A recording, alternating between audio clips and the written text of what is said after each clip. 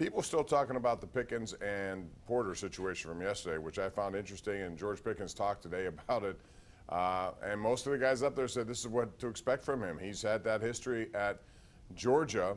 And really, you know, the thing I like about Joey Porter Jr. after that is that he went back and several plays later he made an interception. He did not let it get to him, which I think is what you look for in a defensive back. Short memory, right? Well, I think something that happens at camp, Bob, and you've covered a lot of them too. You've talked to a lot more people, but I suspect this is true, especially at a mano position like cornerback. I bet you Mike Tomlin or one of the offensive coaches was instructing Mitch Trubisky or was putting out the directive, hey, keep attacking Porter Jr., let's see what he's got. Like, there's a certain sort of testedness that you've got to go through if you're a rookie. You've got to prove that you can handle it mentally, physically, etc.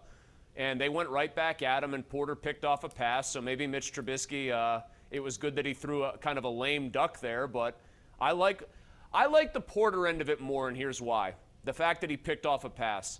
We all know to some degree what George Pickens is capable of, right? Like that catch, if you made that catch in a turkey bowl, you'd never tell your friends the end of it. You'd tell it at every gathering. For George Pickens, it was a Tuesday, basically, right? Like we know what this guy's all about. We need to find out, and quickly, what Joey Porter Jr. is about. And the fact that he didn't really blink when a guy makes a ridiculous catch on him, puts the ball in his chest, all while his dad's watching because it's alumni day. The fact that Porter Jr., I thought, rebounded pretty well from that speaks highly to his abilities right now. Yeah, I agree with that.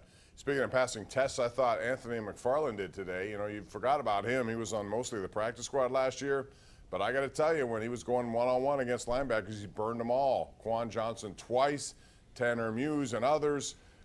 He looked like he was very inspired. I guess potentially he could be the third back there. And Calvin Austin also beat Joey Porter Jr. I want to bring that up because the first day I thought Calvin Austin did not have a very good day. And ever since, Chris, he has been really good. And 42-yard pass from Trubisky right on the money.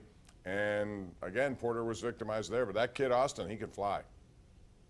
I've heard, it's actually funny today, I've heard middling reports on him, Bob. We had a couple people. We had Brooke Pryor from ESPN on the PM team. She said Austin looked a little shaky again. You're telling me some good things. He needs to stack good things very quickly because right now he's being shunted down the depth chart where it looks like Allen Robinson's going to be your third receiver. Deontay Johnson, you know, be kind of your great number two, you'd hope, and Pickens emerges as the one. That kind of reduces Calvin Austin to maybe gadget guy role. So he's got to show them that he's capable of something. As for Anthony McFarland, very quickly, how many years has he been with the team now in some capacity? Like he better start showing. He better start showing something real soon, or else he's going to find himself wearing a different uniform. When we come back, we're going to talk about another uniform. That would be the Pirates and some of the deals they made, or more specifically, some of the deals they did not make. We want your input as well. Call us at 412-575-2600. This is your place to air your opinions. It's the Ireland Contracting Nightly Sports Call, 7 nights a week right here on Pittsburgh CW and 93.7 The Fan.